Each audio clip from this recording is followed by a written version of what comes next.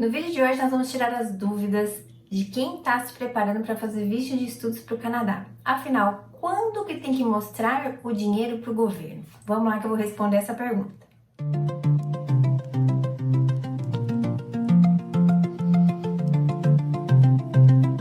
Olá pessoal, sejam muito bem-vindos a mais um vídeo do canal. Para quem não me conhece, eu sou a Nath Fernandes. Nesse canal eu compartilho muitas dicas de estudo e trabalho no Canadá. No vídeo de hoje a gente vai falar sobre um assunto super delicado que são as comprovações financeiras para o processo de visto de estudos. Para quem é novo aqui no canal, não me conhece, não vai nem saber dessa história, então eu vou começar esse vídeo com uma história. Eu tive o meu visto negado em 2015, quando eu estava pedindo a permissão de estudos para o Canadá, em cima de uma LOA, né, que é uma Letter of Acceptance, de um college privado em Toronto, né, na província de Ontário. E na época eu fiz a minha comprovação usando os serviços de uma agência de imigração. Deu um puxa de um azar, porque eu peguei uma pessoa que era extremamente inexperiente. E aí o meu processo não estava de acordo com o que o governo queria. E no fim o meu visto acabou sendo negado.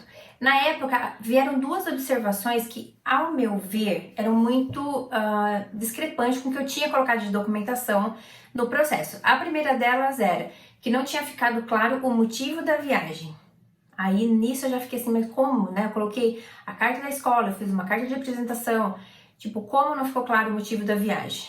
E a segunda coisa que o oficial colocou foi que não estava convencido de que eu teria fundos suficientes, né, reservas financeiras suficientes para ir com o meu projeto de estudos até o fim. E na época, gente, eu tinha 3 vezes o valor do que o oficial de imigração pede, né, do que o governo canadense pede. E aí ficou aquela pulga atrás da orelha, eu falei, não, alguma coisa errada não está certo.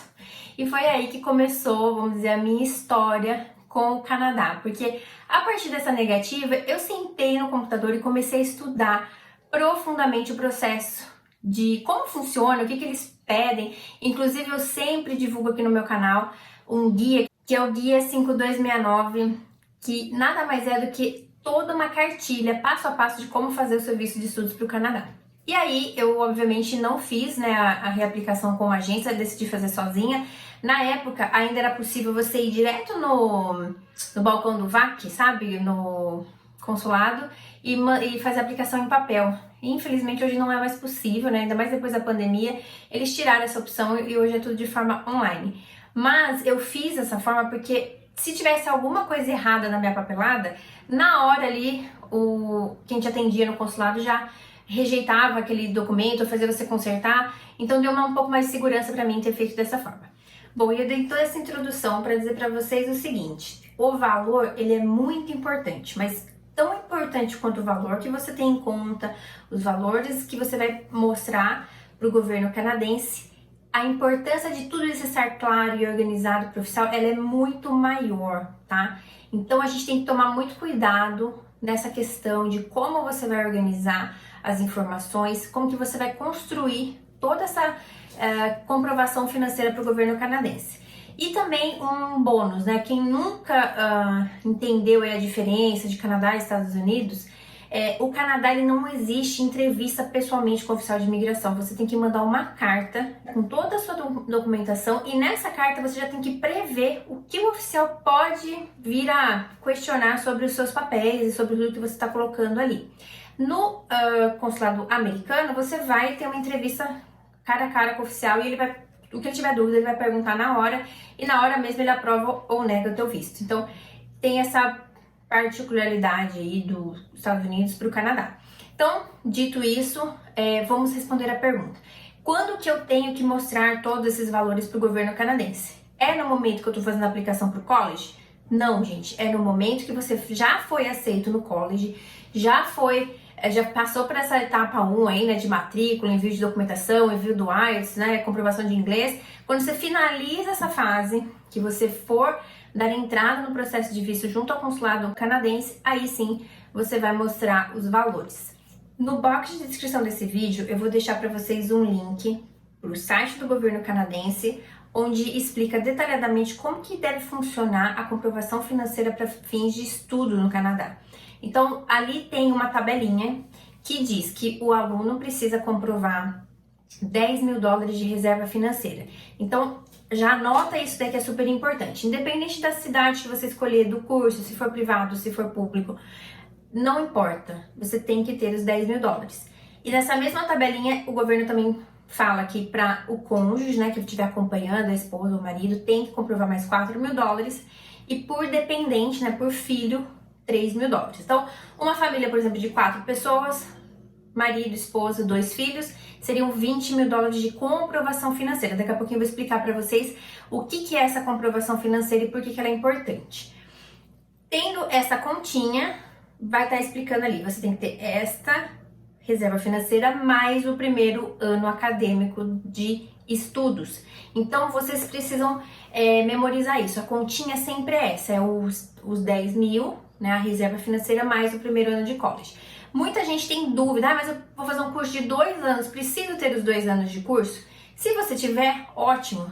O que o governo exige é só o primeiro ano. Por quê? Porque o governo sabe que você vai estar lá, você vai trabalhar, você vai ter um work permit, se vai em família, o cônjuge está trabalhando, ganhando full time, enfim, tem toda essa avaliação. Então, ele pede para o primeiro ano. Se a pessoa vai solteira, qual que é a recomendação? Ter o curso inteiro já reservado o dinheiro. Se for um programa de 2 anos ou de 3 anos, já tenha todo esse valor. Porque a gente sabe que morando sozinho, trabalhando no Canadá, não tem como juntar dinheiro para você pagar os seus estudos. Então você já tem que sair do Brasil com uma reserva muito bem feita para você chegar com o seu projeto até o fim. Quando é família, tem no primeiro ano já é suficiente, porque como eu disse, a pessoa que está estudando vai trabalhar meio período, o cônjuge acompanhando vai trabalhar full time, então vão ter aí 2 salários dentro da casa, que dá para ir se organizando e juntando a grana para o segundo ano, caso não tenha todo o valor, tá? Então, dito isso, guarde na cabeça aí essa continha, reserva financeira mais o primeiro ano do college. E o que muitas consultorias de imigração recomendam é que o aluno tenha de 20 a 30% de margem de segurança acima desse valor mínimo que o governo pede, tá? Quando eu dou atendimento, gente, que eu trabalho com intercâmbio, uma das primeiras coisas que a gente aborda com o aluno, já que a gente começa o atendimento, é essa parte financeira, porque até que a gente passe pelo período de ele estudar inglês, de ser aceito no college e tudo mais, é bom que ele já vá se organizando com essa parte das comprovações financeiras, tá? Então, uma coisa muito importante é ele entender que essa é a expectativa do governo de ver o que você tem de dinheiro. Outra coisa é a realidade que você e a sua família vão encontrar chegando no Canadá. Então é muito importante ter uma avaliação pessoal. Cada família tem o seu orçamento, cada família tem os seus gastos, né? Então você ter uma planilha sua, personalizada, com todos os gastos que você quer, né, já pré-determinar ali na tua planilha, excelente. Então chega um momento do Plano Canadá que você precisa se desprender desse mínimo que o governo pede e começar a focar na sua realidade. Se você está indo com filhos, né, você tem que ter ali já pré-determinado todas as necessidades que você vai ter, né? Eu achei interessante ter uma amiga minha que ela foi com 2 filhos adolescentes. Na planilha dela tinha, inclusive, gastos com aparelho odontológico para essas crianças. Então, é um negócio que eu jamais imaginaria colocar na minha planilha do Plano Canadá, mas achei super interessante, porque é justamente isso, é você ter um planejamento da expectativa do governo e ter o seu planejamento, que é a realidade que você vai encontrar lá, né? Tem casais que gostam de colocar o date da semana, né? Tipo, ter um dinheiro reservado já para sair, né? O casal.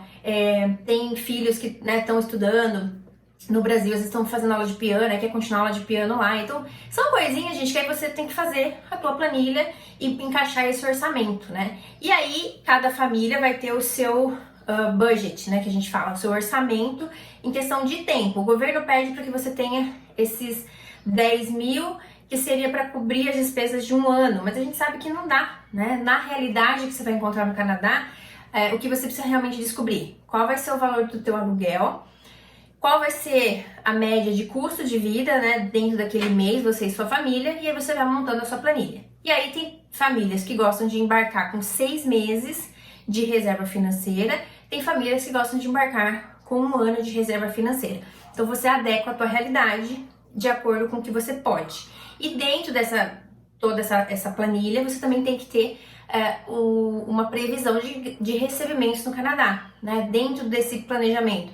Você imagina que em 2 meses você já vai estar trabalhando e ganhando em dólar, em 3 meses você já vai estar trabalhando e ganhando em dólar, então você já tem que prever esses cenários. Se eu ficar 3 meses sem trabalhar, se eu ficar 6 meses sem trabalhar, Então, e aí a conta já começa a ficar um pouquinho mais complexa. Tá? Bom, então guardem aí com vocês que esse mínimo que o governo pede é a reserva mais um ano de curso e, por outro lado, você precisa ter a tua realidade financeira e colocar no papel exatamente aquilo que você pretende embarcar, né? Com quanto você pretende embarcar.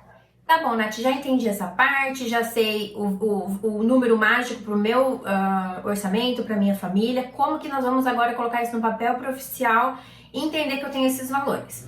Como eu expliquei no comecinho do vídeo, gente, no meu caso, pessoal, eu tinha 3 vezes mais do que o oficial pediu. Então, no meu caso, quando eu li lá, não fiquei satisfeito que você vai ter valores suficientes, eu falei, gente, tem alguma coisa errada.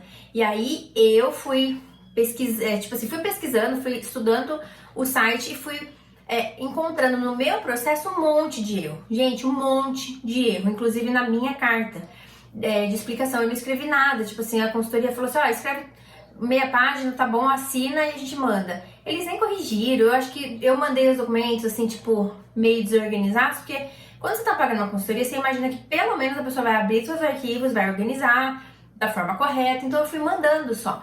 E uma das coisas, assim, que eu li no site do governo que pedia, precisa mandar os 4 últimos extratos consolidados em conta. Aí eu falei, gente, eu não mandei o extrato consolidado, eu só mandei o valor em conta, assim, tipo assim, uma folha simples do que tinha de saldo, mandei uma folha de saldo.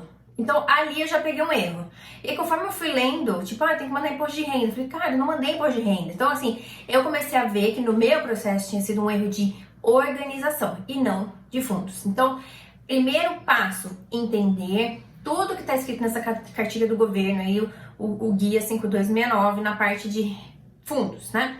Então, o que é essencial? Vamos lá, o que é coluna vertebral para o processo?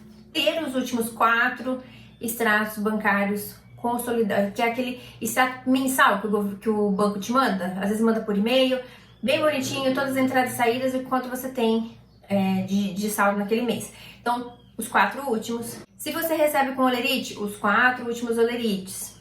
Se você tem alguma coisa no Brasil, né, que você recebe e isso é fixo, você também pode fazer um negócio que chama composição financeira.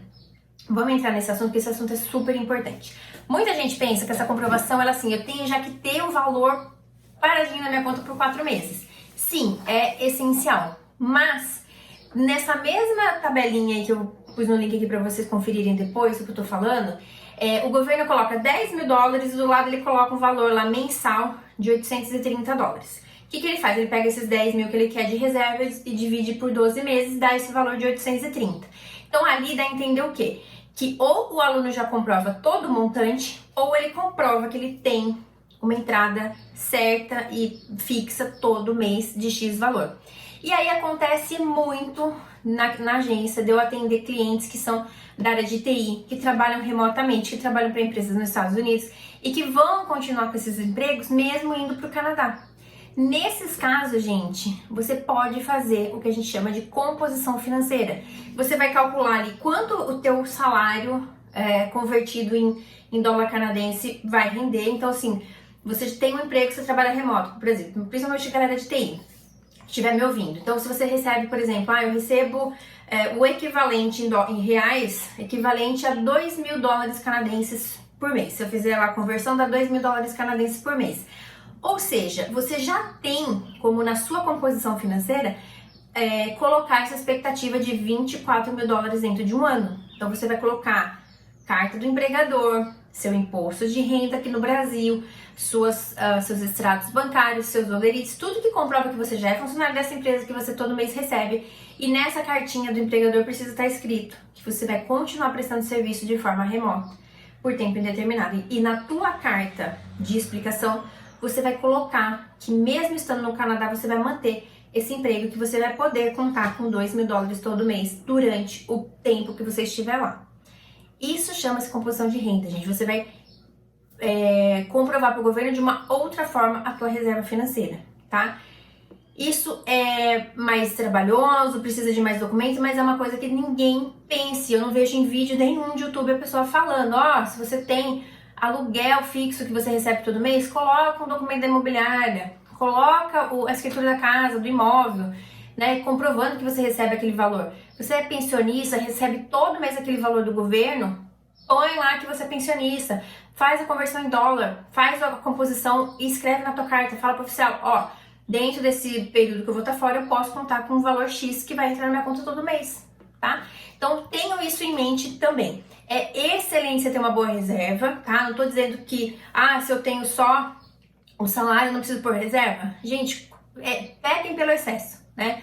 Coloca reserva, coloca, por exemplo, veículo, que é uma coisa que a gente sabe que a última coisa que você vende antes de embarcar para o Canadá é veículo. Você pode colocar a documentação do carro, colocar a tabela FIP, conversão daquele valor e escrever na carta de explicação, olha, pretendo me desfazer do veículo tal antes do embarque e terei mais, sei lá, 40 mil reais, mais 50 mil reais no meu carro, tá? Então são formas de você deixar o teu processo mais fortalecido.